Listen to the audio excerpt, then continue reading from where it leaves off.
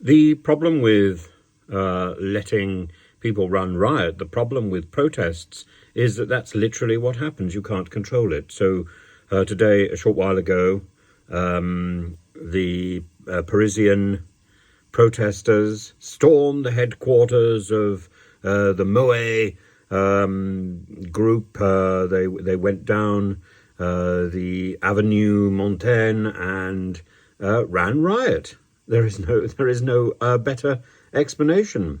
People at the building said they didn't stay long, and they've been cleared out by early afternoon. But nevertheless, it got out of hand, and this is simply because of the effort to raise the retirement age to 64 from 62 by the date 2030. I must say that's a significantly further away date than the one that Boris Johnson managed, where he changed the way we vote in this country.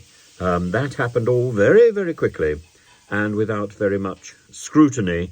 And it came as a bit of a shock, I think, to quite a lot of people that they're going to have to carry identity documents with them in order to register their preference for or not for a Conservative candidate in the local election.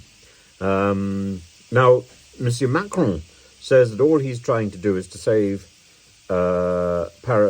France's pension system for future generations and make sure the whole thing doesn't fall out of control.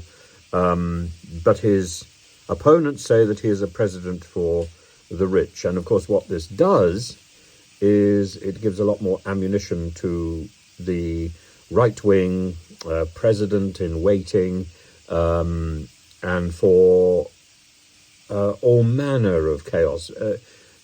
Protests, by definition, work on negatives. What governments therefore need to do, and what, for example, Suella Braverman needs to learn, is to start producing positives. So it runs through every strata of our society. If we ask a question, we wait for an answer. If we get a comment, we say thank you, or we offer a heart in the comment section. It doesn't mean we endorse the comment. It doesn't mean we accept the point that's being made. We're just grateful that anybody's bothered to give us the time of day. And thank you for whatever information you've got. It doesn't mean we accept it. It doesn't mean we accept what you're saying. It simply means that we are grateful that you've said it. And so on.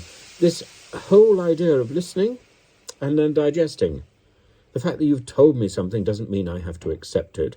This is the nonsense that led to sort of Puritanism and the sort of stuff which is ridiculed in Arthur Miller's play, The Crucible. But Arthur Miller is also ridiculing the McCarthy witch hunts.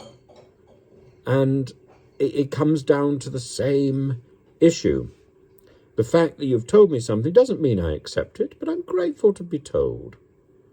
And I will behave in a respectful way as much as I possibly can. Of course, I will ridicule people who are above themselves. I will poke fun at the great and the good. They may well be good. They may well be great, but that doesn't mean they're above a little satire. They are there, ready to answer, and I hope they do answer. You know, we need to have a better standard of accountability. People need to be able to respond, and if they don't respond, and if they act as if they are God, we shouldn't be greatly surprised when other people take to the streets and start protesting, and protests are something we want to avoid. Protests, they may be our right, but it easily gets out of control. And there is nothing positive about a protest. Please come to a building and deliver a solution. If you are a junior doctor, if you are somebody who's upset about the pension changes, if you are upsetting even about the changes to the voting system, come and deliver a solution. There's no point in banging on the door and making a lot of noise. I think with the advent of social media, everybody knows who is upset. We know. Everybody knows.